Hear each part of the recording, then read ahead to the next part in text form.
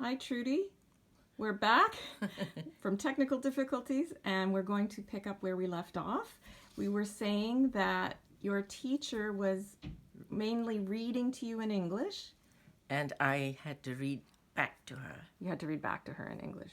So she actually taught you to read before you went to regular school. Yes. Okay. And can you tell me what kind of school you went to? I went to a Protestant school, but it was also overseen by the education department Okay. That Department of Malaya. in Malaya. In Malaya, Yes. okay. And so they offered English language schools to some people. Was it private? Did you have to pay fees? Yes, Okay. we all had to pay fees. Okay.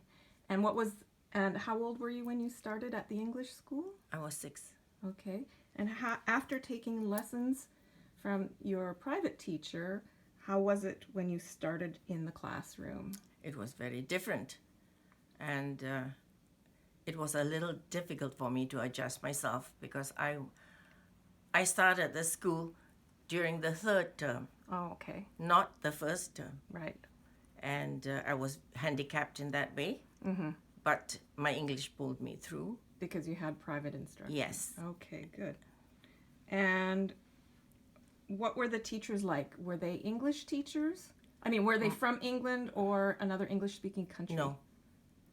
My first teacher was a Chinese. She was trained locally. They attended normal school for teachers. Okay. And my second teacher was also Chinese, and the third one was Chinese. And the fourth one was a Eurasian.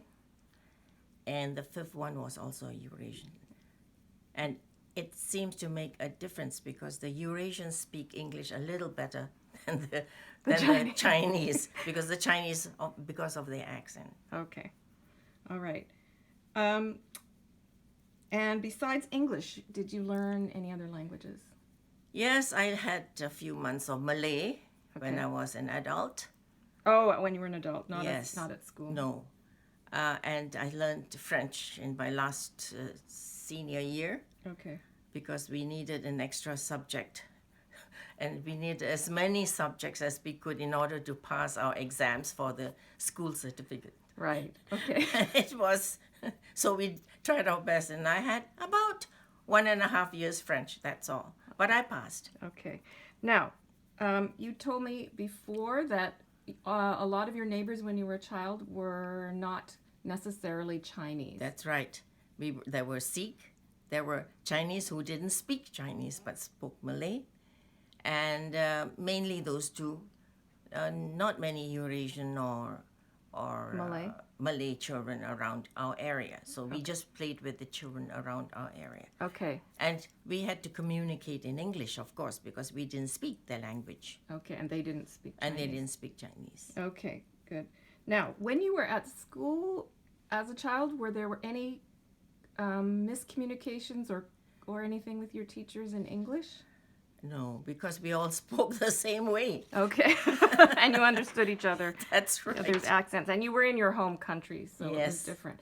Now, I know that when you were an adult, you had already been working for a little while before you became an international student in England. Can you tell me how old you were? I was 23. Okay.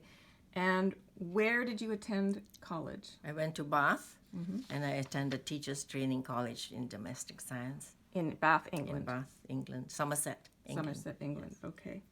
And I just wanted to ask you, do you remember how you felt when you first went to England? Oh, it was very exciting. Yeah?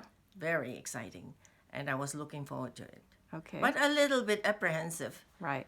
But it was okay because I was traveling with my cousin, so I had company, and I knew that when I went to college, I had friends there already. They were classmates Classmates from Malaya. from Malaya, yeah. Ah. And because I was already an adult, they were slightly older, and they went ahead of me. Oh, they had already been studying. Yeah, they were in the second year when I started first year. Okay. And when you first arrived in England, did you start school right away? No, my father sent me earlier. He said very wisely to get orientated with the season. Okay. So I started with summer and went into autumn. Ah, so that you could cope And with the then weather. yes, so I had this summer in England, which was very, very enjoyable because I traveled by bus every day and went sightseeing. Oh, good. So you were a traveler first before you Yes. started studying. So you had more of a tourist approach. And I was also exposed a little to the English culture because I attended a British Council course for 1 week. In London? They usually last 1 week, and it was subsidized by the British government, and only for overseas students. Oh, And so we met. The first course I attended was in Cumberland, okay. and we stayed at a place called Dalton House, which was a big manor, and I met students from all over the countries. Okay. So it was very interesting. And all right. So, can you tell me did you already tell me what year this was? Pardon? No. What year this was? The year. Oh, the year when well, it was 1953. Okay. So what I would like to ask you next is England is very different from Malaysia. So did you experience any culture shock when you arrived? It was very different. Not so much as a shock as it was, if you want to call it a shock. The first thing that I noticed was when I was going to cross the English Channel in a ferry, and this sailor held my hand to help me in, and he called me ducks, and that was the first thing that was different and a little bit of a shock to me, that he was so familiar. Right. And what did you learn afterwards about those English manners? Well, I What does found that ducks mean? ducks is sort of, instead of saying honey or dear, if they don't know your name, but they don't, you're just a girl. Well, when I say a girl, you're a teenager or a young adult. So they don't call you miss, they call you ducks or dearie. That is, it's different in each county, shall we put it this way, Okay. you know. And what did people call you at home if they didn't know your name?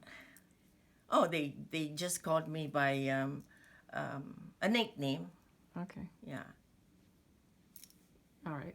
No, I mean strangers. What I meant was, Oh, strangers. yes.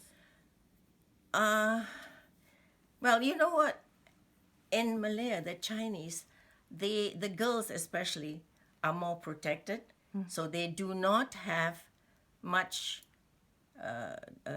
relationship with other people. Okay. So we were mostly seen but not heard. Oh, okay. Well, this had to change, obviously, when you went to. This had to change. I was very shy and reserved when I first went to England. But we had to find out things, we had to ask people questions, and by doing so, I opened up and I was not so shy anymore. Okay, good. So, what do you think of as culture shock? How would you describe, what do you think culture shock is? Well, culture shock is something that is different from your culture. And sometimes it's very opposite from your culture. Okay. And how does that make you feel, or how did it make you feel? Well, I think I tried to adapt, and it didn't seem bad. It was not something that was bad. It was good, some of it. So we accepted it. Okay. Did you feel homesick at any time? Only when I was sick. Okay. Now, especially since you had always lived at your parents' home, when you went to college, you lived in a residence. Was that a strange thing, or was it all a big adventure? Big adventure, because in that residence we had a very good, what we call warden. She's not a prison warden, mind you, a warden who looked after the welfare of the residents, the students, and she was an excellent person. She was very nice, and we all loved her. And I had my friends there from Malaysia, and Singapore. Okay. So we were quite comfortable. Okay. A lot of people, when they have culture shock, they experience how different the customs and values are, apart from the person addressing you as ducks. Did you notice anything in particular about how different the customs were from your country, your culture? Well, I think people were less formal. They were less formal, but they were very polite. Where? The English. Okay. I found that they were very polite. They were not formal? They were a bit formal, yes. Okay. Yes. You did not address a person you first meet by their first name. Okay. You address them by their title, like Miss, Mr., Mrs. Okay. And so you would say they were less formal in Malaya? They were formal in Malaya, but in a different way. Okay. In a different way. Because in Malaya, you never address an adult. If you were a child, you never addressed an adult by their name. Okay. You always just call them either. If it's a female, you call her auntie. Okay. If it's a male, you call him uncle. So Okay. a lot of the times you don't even know their names. Okay. So it was easy. Everyone was auntie and uncle. Okay. So that was one big difference. Oh yes, very much different. Yes. Okay. And you mentioned something earlier about you in Malaysia, you used to just drop by to visit. Oh yes, we drop by to visit friends or relatives, but you don't do it in England. I don't know if it's practiced now, but in those days, that was over 50 years ago, people were a little bit more reserved, and if you want to visit someone, you have to give them notice, Okay. and they will let you know if they are available. Oh, okay. Okay. So no just calling on people. No, that was a no. Okay. So you learned that one quickly. Yes, I learned that very quickly. Okay. Did the concept of face ever come up? Do they have a different idea of face than Chinese people? Oh, the Chinese people, it was always face. Face was so important. So with Chinese people, they have to be careful how they treat each other, Okay.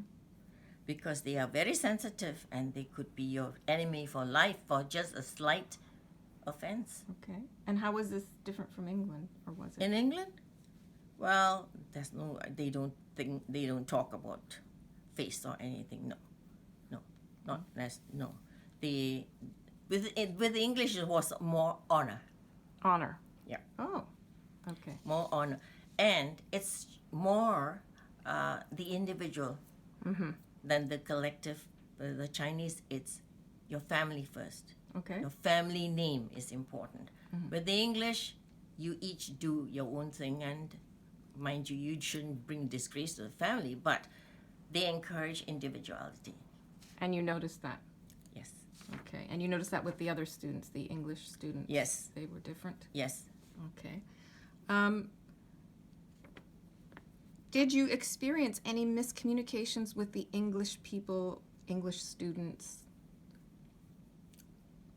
No, Okay. because our English was clear enough, I think, for them, and we got used to their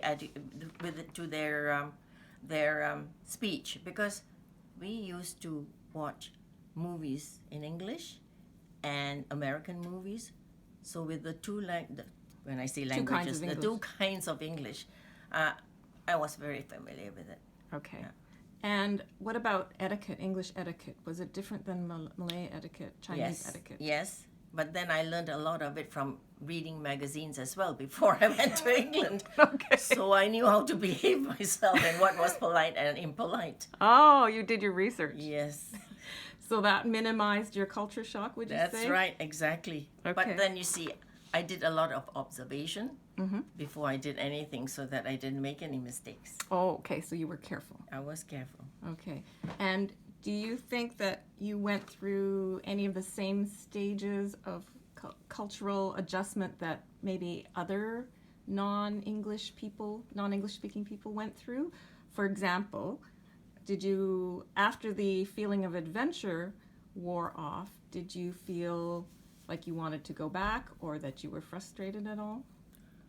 Well, the only thing I didn't like was the weather. Okay. I liked the first winter. My first snow was really exciting. Okay. And we made a huge ball and made that into a snowman. But the third winter was just, I just didn't like it anymore. But I liked the country, Okay. and I wanted to go back. Yes. Go back home? No, I wanted to go back home, but I also wanted to return to England. Oh, you liked it that much? Yes. Okay. So you never felt frustrated or overwhelmed with English culture and English people, or critical? Did you ever feel that way? Not really, because as I said, I was observant, and I watched what people did, and I was careful how I reacted to things. So by being careful, I hope I did not offend anyone. Okay. All right. When you had summer working experiences in England, summer jobs, was it a big adjustment to work with the people, not just study, but work? No, it was fun. Okay. So Because I was working with all international ah, students. okay. You see, Okay. we went to a fruit camp, and there were boys and girls. When I say boys and girls, they were men also, mainly, and they were students. Okay. Yeah, they were overseas students, and they were from all different countries. Okay. So it was fun. Okay, good. So you would say overall your experience was more fun than anything else? Oh, yes. Okay. So would you say you had a typical experience? Is that a typical cultural experience? I don't think so. I think that I had the benefit of the education, and I read a lot, and I watched movies, listened to the radio. So I would think that I had a broader perspective of things. Right. And my father was broad-minded, and he encouraged us to do things, to think for ourselves, and to travel. Yeah. Is that typical Chinese? No. No. That is not You're not a typical family. No. Not for a girl. For a boy, maybe, but not for a girl. Okay. And you had the benefit of the schooling that you did in English Yes. That was Before a you great went. benefit. That was a great benefit, yes. before you went. And the fact that it was a British school, not an American school, probably helped. Do you think? Well, when I came to America, it was no problem for me Okay. because, as I said, I was exposed to the Western movies as well. Right. So we learned a lot of their slang, and in fact, we even used the slang. Okay. The So American slang was more than the British slang. okay. So when you traveled in America, you used British or American terms then of English. If I could, If you could. remember, yeah, if I could remember, I tried to merge myself into the society so that I wouldn't be too different. Okay. And in Canada? Well, in Canada, I came to Canada in 1969. I was already a much older person, and with two girls, two children. So it was, with Canada, I found it a little bit difficult to adjust because of the weather.